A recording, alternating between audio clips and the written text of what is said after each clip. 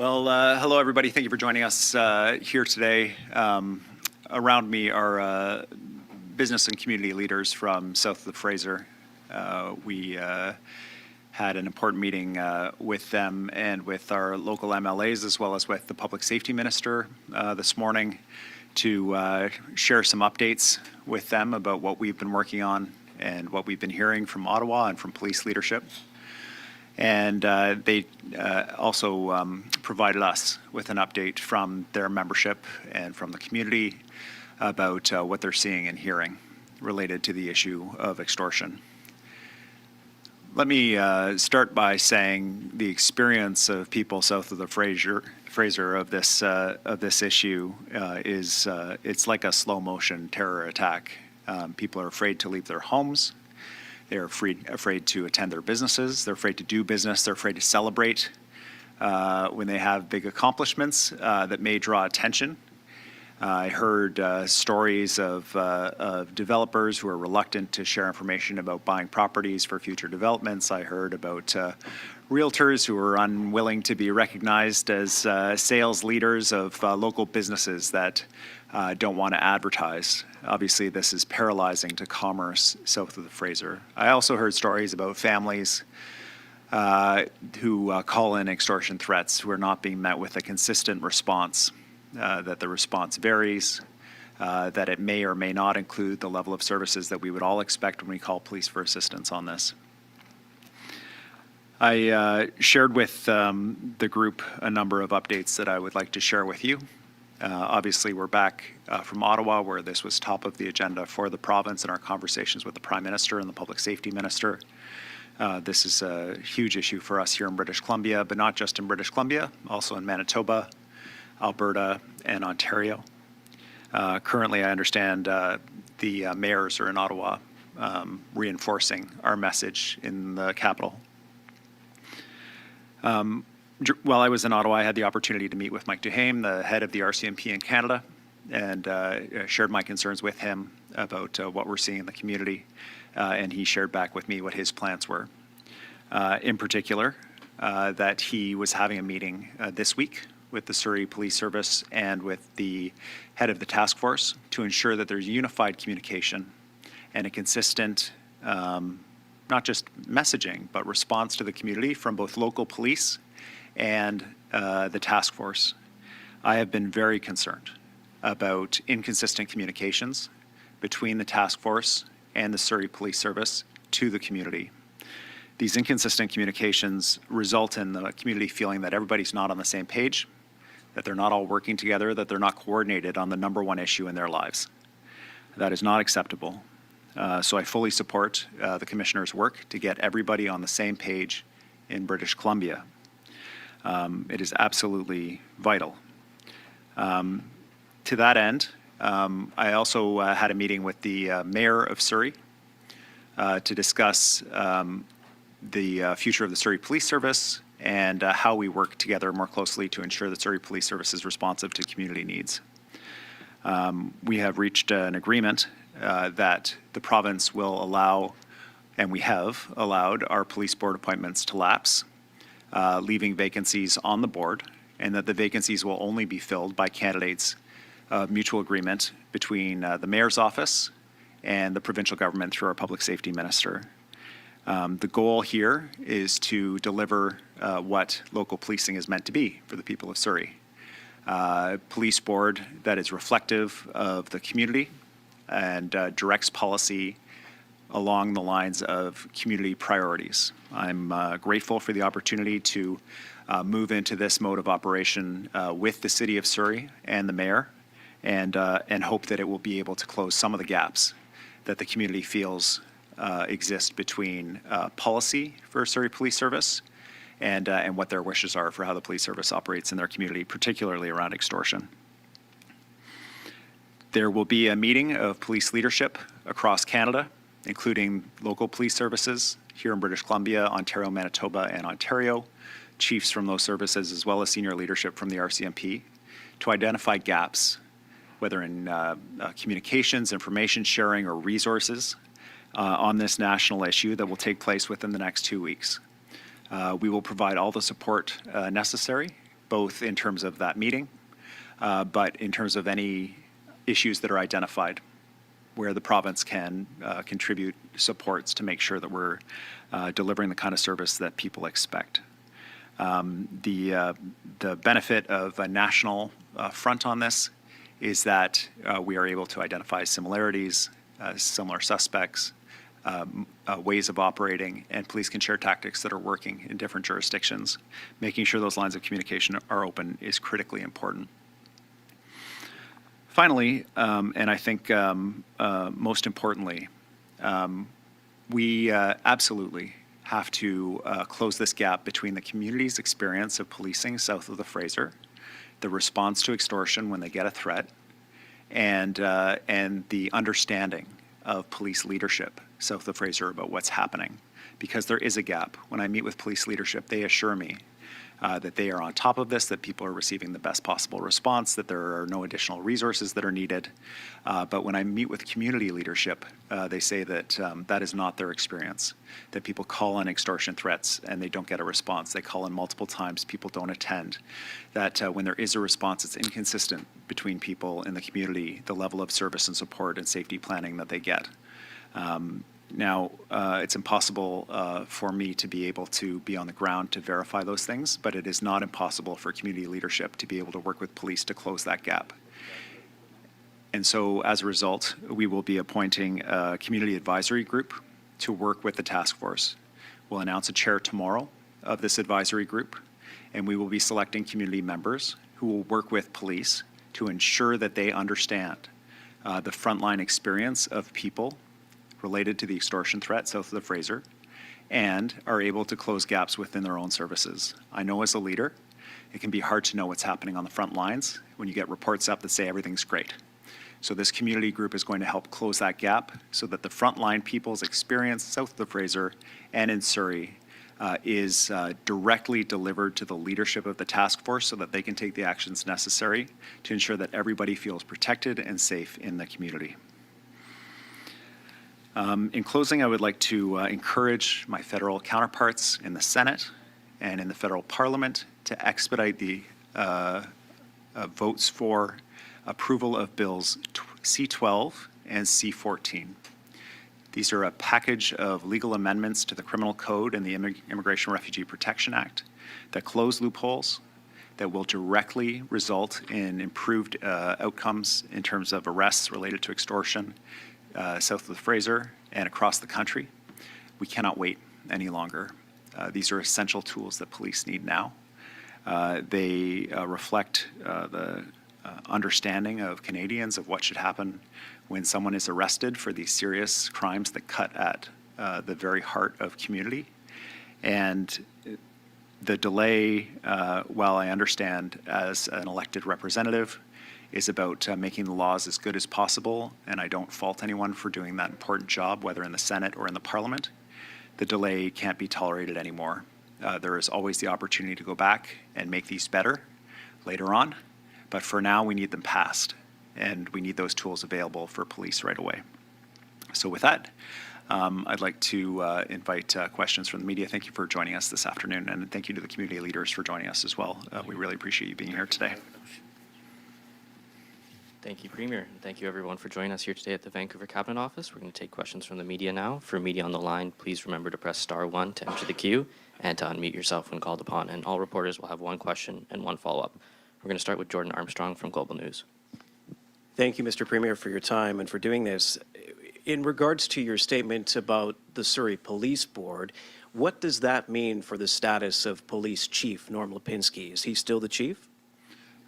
Yes, Mr. Lipinski is still the chief. This is not about Mr. Lipinski's job. This is about making sure that the police board reflects local interests and local priorities and has the full confidence of not just the provincial government, but also the local government. And a follow-up, you mentioned changing immigration and deportation laws. How are those, as they stand, problematic? Like, what are you seeing? Well, the biggest change, and I think the one that that really caused a lot of people, myself included, to wonder about the nature of these loopholes and how corrosive they are to public confidence in our immigration system, was the example of two people being arrested here as temporary residents, then claiming refugee status after they were arrested, and instead of being deported, then being allowed to stay on in the country and have a full refugee hearing. Now, I am grateful to Immigration Refugee Protection administrators and others who appear to be expediting this as quickly as possible to be able to address it, but the idea is ludicrous. That somebody involved in functionally, from my perspective, a terror attack in our community that is ongoing is allowed to claim the benefits of refugee status in our country, in out of concern being returned to the world's largest democracy, India. Like, this is absolutely ludicrous. And so Bill C-12 closes that loophole.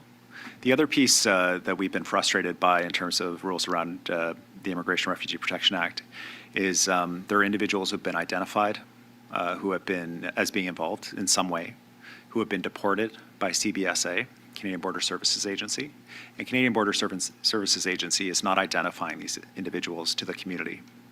And the reason why, and they're citing privacy laws as being a barrier to them being able to do that. The reason why this is problematic is if you have someone who is alleged to be involved in these criminal activities, you know who they are. When you release their picture and their name, the community is able to say, oh, I saw that person associating with someone else. They were closely associated with this address in our community. They were involved particularly with this business over here. This is an investigative lead for you to pursue. If this person was involved, these other individuals might also be involved. The public can't provide that kind of information if they don't know. And so I've been assured, raised this issue in Ottawa, I've been assured that work is underway to determine whether or not these names could be released under public safety exemptions. And I certainly hope that they can be, or that policy changes could be made to enable those names to be released so the community knows who's alleged to be involved and can provide additional tip information to police going forward. Next, we'll head to Ben Nesbitt from CTV News. Thank you, Premier. Yeah, a few weeks ago, you were obviously quite critical of the head of the task force around the commentary around the word crisis. After meeting with the commissioner, do you feel better about where things are headed as far as the enforcement of this? And should British Columbians feel better now that there's been further talks about this with the federal government?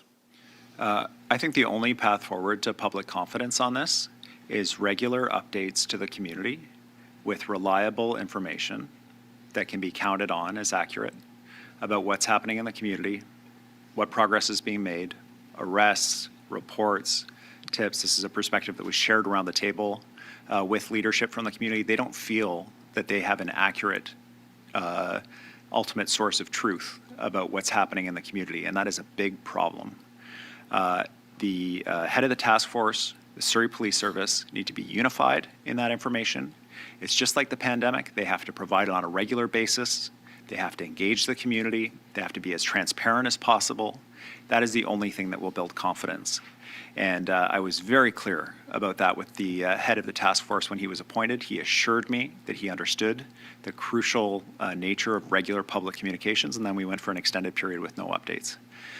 So I have reinforced that. The public safety minister has reinforced that. Community leadership has reinforced that. Now that the head of the RCMP, I'm told, will be meeting with the Surrey Police Service and the head of the task force to reinforce that message. That is the bottom line that is needed from the community. And just any update on help on resources like frontline officers from the federal government? I know there's been some calls from potentially a helicopter, because obviously it's all this kind of talking and communication is great between leaders, but if the police don't have what they need to catch these people. So any update on that? Yes, I was told by the head of the RCMP in our meeting that there are 2 RCMP helicopters, both of which have been made available to the Lower Mainland and south of the Fraser specifically for the purpose of assistance with these investigations. It's obviously a crucial tool when responding to these calls.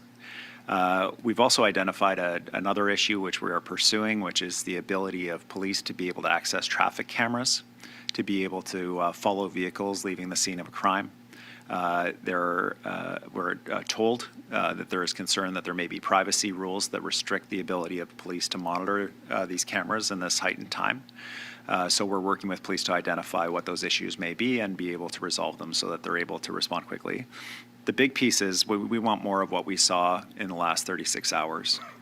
Somebody calls in, there was a shooting at a house, there was a fire, the police are there within minutes. They're able to track individuals and arrest them immediately. This is what people have expected from the beginning would be the case.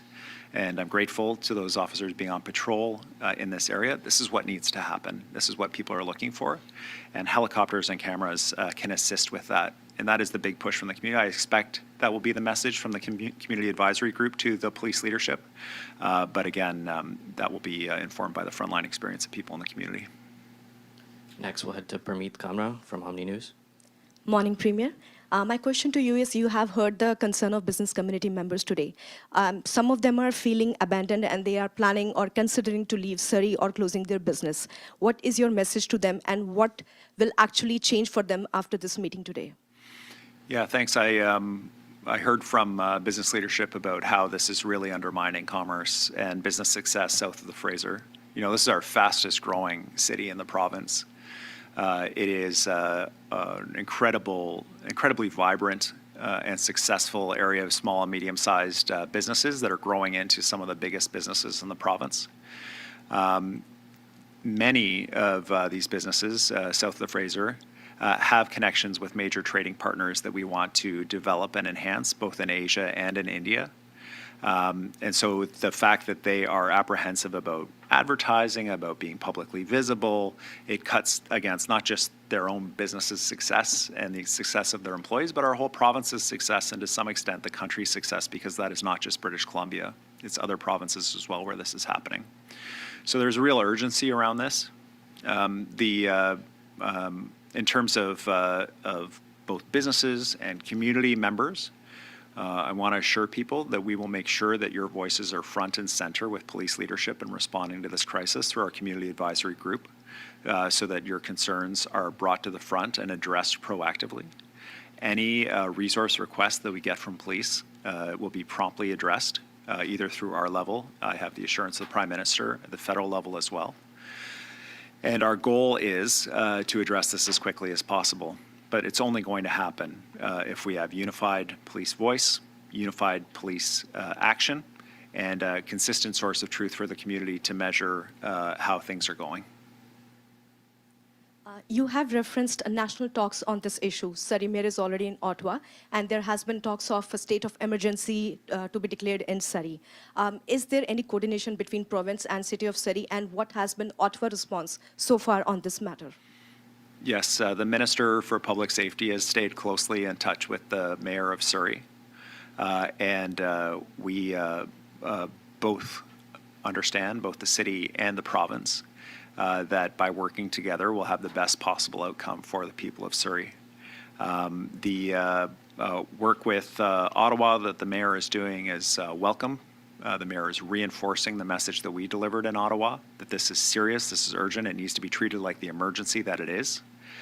And I wish her the best of luck in reinforcing that message, because it is all of us together that are going to ensure the positive outcomes, not just here in British Columbia, but in Alberta and Ontario as well. Next, we'll head to Brenna Owen from the Canadian Press. Thank you. So you did mention India. What are the nationalities of the suspects arrested recently under this file? And why did it take so long for the patrols to start up? Was that something that the province weighed in on and pushed for? Thanks. I don't know the nationalities of the individuals arrested. I think that question best directed to police. I can say that one of the key pieces that the community has been pushing for with police, and certainly that we have been pushing for with police, is that when people receive extortion threats that escalate, that there is a increased police presence in those neighborhoods, so that when there is a shooting at a house, when there is an incident, police are able to respond very quickly. That's why I was very heartened to see that arrest in the last day and a half. Because it showed that there was a police patrol in the area, they were able to respond quickly, and they were able to actually do the arrest. There is a balance. We want police to root out the leaders of these operations, not just the foot soldiers. We understand that there is a group of individuals who may be vulnerable in various ways that are being induced to participate in this through promises of money or other promises that are being made to them. There are a number of individuals that could be recruited in that way. And so getting to the head of these operations is crucially important as well. But from the community perspective, having that frontline police patrol presence in the neighborhood, arresting people shortly after an incident, really helps with confidence, and I hope we see more of it. Do you have, and I appreciate this, I've also reached out to the CBSA, but do you have an update on the number of people who have applied for refugee status while under investigation for these extortion files? And has there been outreach by your government or by Ottawa to the government or governments involved with those? Yeah, I'm only aware of 2, but I'm also aware that trends like this can spread pretty quickly once people are aware that that avenue is available to them. So that loophole needs to be closed right away. What I was told in the meetings in Ottawa, when we had a meeting, we also met with the head of the enforcement arm of the Canadian Border Services Act and the Immigration Act, and we were assured that this issue was front and center for them, that to the extent possible, because the administration is independent, to the extent possible, these hearings related to these individuals were being expedited because they understood the urgency, and also that they were working to close these loopholes. They didn't have any additional numbers for me of claims of refugee status at that time. Next, we'll head to Ginny Sims from Swift Radio. Thank you, Premier. And the community is worried. The worry is palpable. The business community is worried. Their families are worried. And all along, when you've had meetings with the police chief, and we've been having them as well, what we've heard loud and clear is that they have the resources they need and that you've been providing them if they've asked for anything extra. So I was taken aback this morning when the Surrey police chief on radio said very clearly he did not have the resources he needs. Has he asked you for any additional resources that have not been delivered? Thanks, Ginny. Anytime we've had a request from Surrey Police Service or RCMP around resources, we've worked quickly to respond to that. Happy to work with the chief if he's identified some additional needs. He may have reached out in the last 24 hours to Public Safety and Solicitor General's office, but no, I haven't personally heard from the chief, no. The follow-up question I have is, with the publishing of the names and publishing of the photos, I do want to thank the Solicitor General because she played a big role in making sure that that would happen, and the community really asked for that. And today we heard from the chief that a lot of people have been calling in to give people additional information.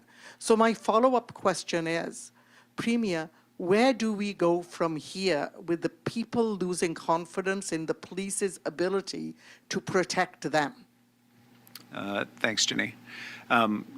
Just to be totally clear, the publication of the names and photos of the individuals recently arrested was possible because they were arrested under the criminal code. The distinction is there are individuals who are being arrested and detained under the immigration laws in Canada, and that has led to differential treatment where one group can be identified and the other group, the federal government says that they're restricted in the ability to identify those individuals, although they're working on it. The where to from here is a really important question. A number of things have to happen to ensure that the public can have confidence about what's happening. We need to see more arrests like we have in the last 36 hours. Quick police response to an incident on the ground, arresting the individuals involved, and getting them access to what they need to be able to achieve those things, whether it's helicopters or cameras or additional patrols. The second piece is a unified one source of truth for what's happening on the ground so that the community can have confidence in the information they're receiving and understand whether things are getting better or getting worse or what's happening. And the third piece is the police have to understand what the issues and concerns in the community are. To date, the gap between the police understanding of what's happening on the ground and what I'm hearing from community members about what's happening on the ground has been significant and persistent. So with our community advisory group, we hope to be able to close that gap, and we'll end up with hopefully a virtuous cycle of more responsive police and community feeling that more responsive police, having increased confidence in police, and that reinforcing itself going forward and helping us address this crisis. Next, we'll head to Francis Bula from the Globe and Mail. Hi. So you've been talking about this lack of a unified voice with the police. Is this because of the Surrey Police situation, the melding of RCMP and SPS? Is that the primary cause of that, or why is this happening? I mean, it's certainly possible that that's one of the contributing factors, Francis. This is a community where there are still RCMP patrols in parts of the city and Surrey Police patrols in other parts of the city. It requires both forces to work together very closely and share a lot of information during this transition period. And that could be the source of some of the breakdown. But what we've been seeing and what I think is unfortunate is we have this task force with the RCMP at the head of the task force, and all of the agencies, including local police, participating in the task force. The goal was that was the unified source of truth, the bottom line, the information coming out to the community. We haven't seen the frequency of communication that I was hoping to see from that group. And at the same time, we've had separate public communications from Surrey Police Service and giving everyone the benefit of the doubt, perhaps to fill in some of that information gap. Whatever the motivation or reason for it, people have been hearing different updates from different police groups at different times saying different things. And that is not a recipe for public confidence in what's happening in the community, and that's the issue that has to be addressed. And follow up, Francis. Yeah, when I interviewed Brampton Mayor Patrick Brown last week, he said he wanted to see with their regional police task force someone from CBSA and someone from FinTrack.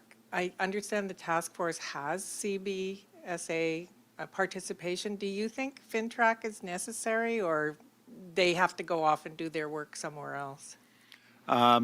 Yeah, I certainly understand why the mayor might be asking for FinTrack to be involved. The ability to track transactions and understand the flows of cash could be very important to investigations. I haven't had that ask from our task force, but I do know that having the Canada Border Services Agency as part of the team at the task force has been essential. Every police leader has underlined how important that relationship has been because they bring a different array of tools and abilities to do investigations. And quite complementary to police authorities. And so I would certainly be of the opinion that Ontario would benefit from having CBSA on their task force as well. It's been very helpful here in British Columbia. Next, we'll head to Sarah Jones from City News. Thanks, Premier. I know the province obviously has been investing a lot of resources right now to support this extortion crisis that we're facing, as well as the City of Surrey is stepping up. I mean, how much do these next steps rely on the federal government actually stepping in to make a change? Obviously, you mentioned some of those bills in the legislature there, but I mean, what are those next steps? Well, it's crucial to have the federal government as a strong partner at the table around law reform. Most of the areas of law that are affected here are federal. Immigration Refugee Protection Act, the Criminal Code are both federal. The changes that are in process are both federal changes.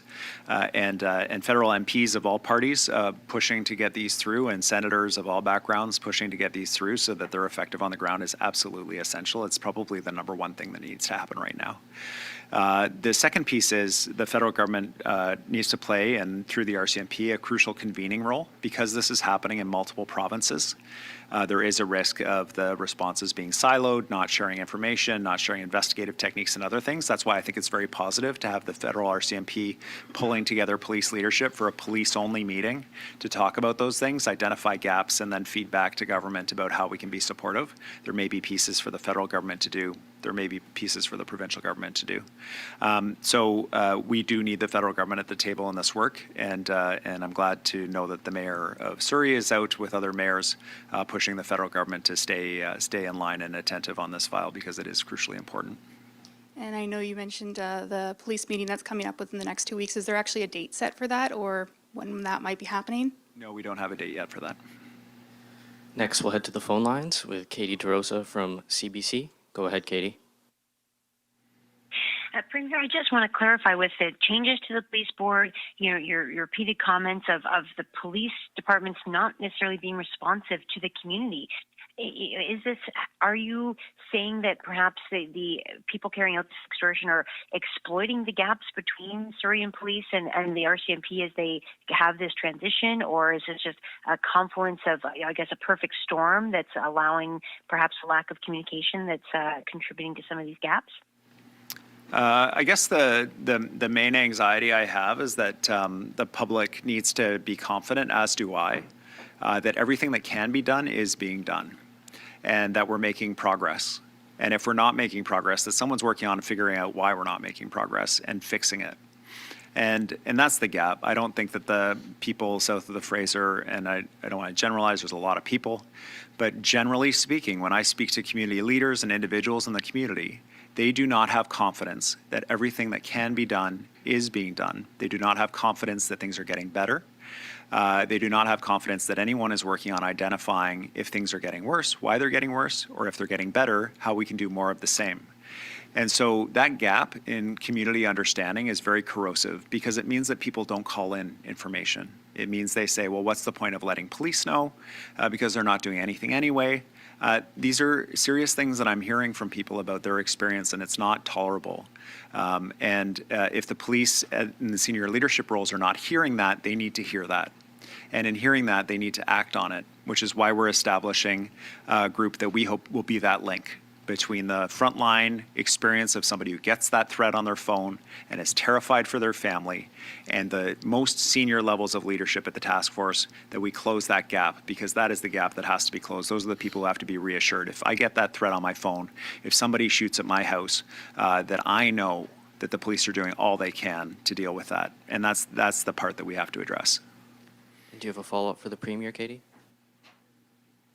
Yes, please. Last week, Minister Bailey talked about that she's going to be the least popular person in British Columbia, alluding to budget cuts that will come as a result of trying to bring down the $12 billion deficit. Will you also be the most unpopular person in BC? What should we expect with the budget? Thanks for the question, Katie. This is a really challenging time for governments around the world, and certainly in British Columbia, we're no exception. The cost of delivering services and infrastructure continues to escalate, just like family budgets. You see increases in costs about groceries, or maybe you were thinking about doing a small renovation or whatever it was. You can see the impact of these costs. Government is affected by that too.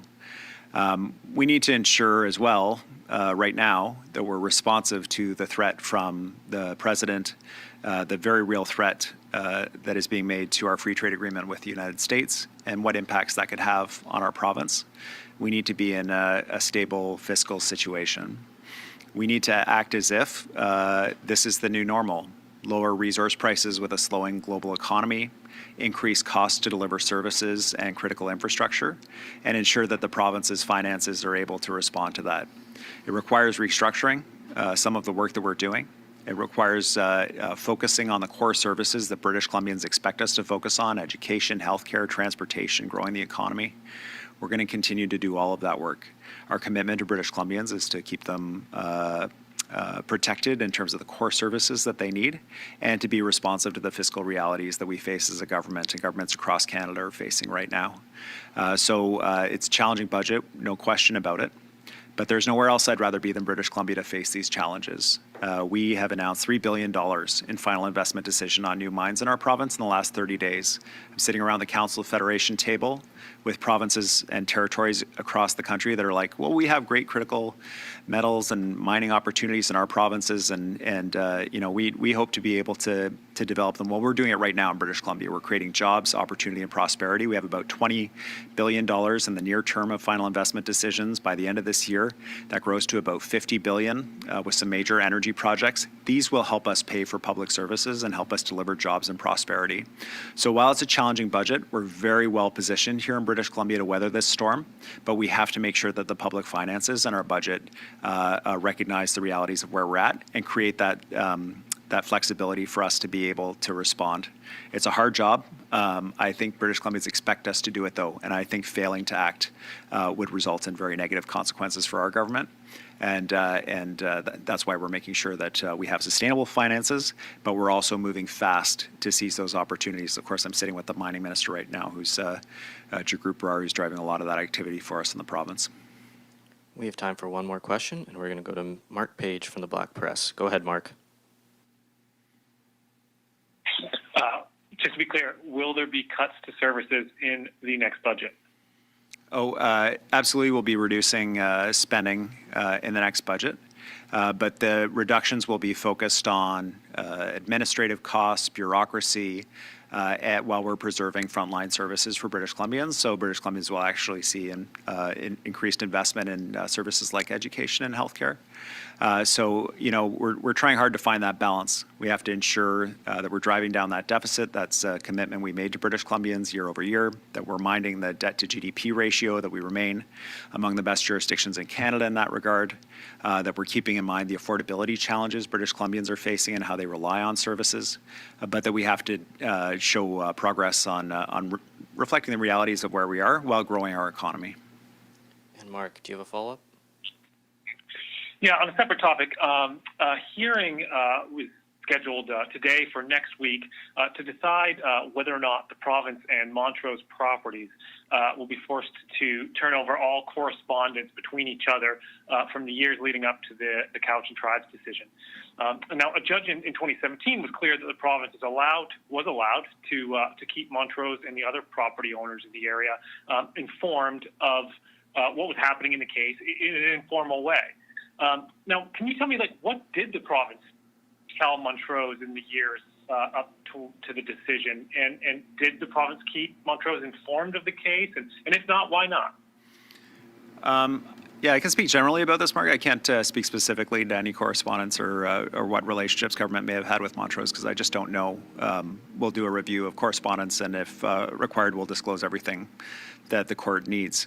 But generally speaking, we made a presentation to the court saying it was vitally important that private property owners be a part of this hearing because their interests could be affected. The court looked at our submissions on this and said that would not be something the court was going to order, although, as you know, the province could voluntarily do so.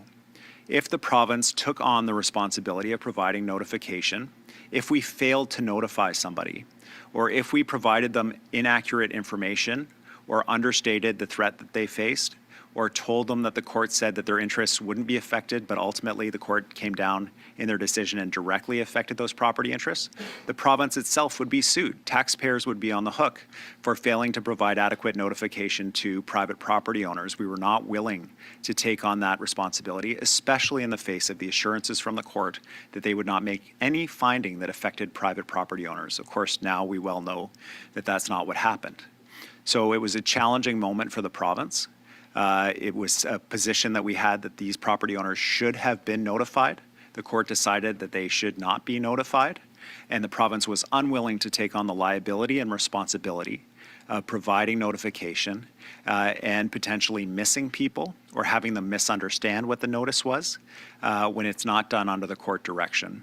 In addition, we had assurances from the court that their interests would not be affected. So when we put all those factors together, we made the decision we did. Had we provided notice, those property owners would not have the right of appeal that they have right now to challenge this decision, to say that they weren't provided notice, and to say that the judge was wrong in the final decision. Now they have that right because we didn't provide them with the notice. It's a challenging set of decisions for a province to make, and we'll work with Montrose and with the court and the court's direction in relation to Montrose's application to reopen the case, which we will support. And that concludes today's event. Thank you, everyone, for joining us today.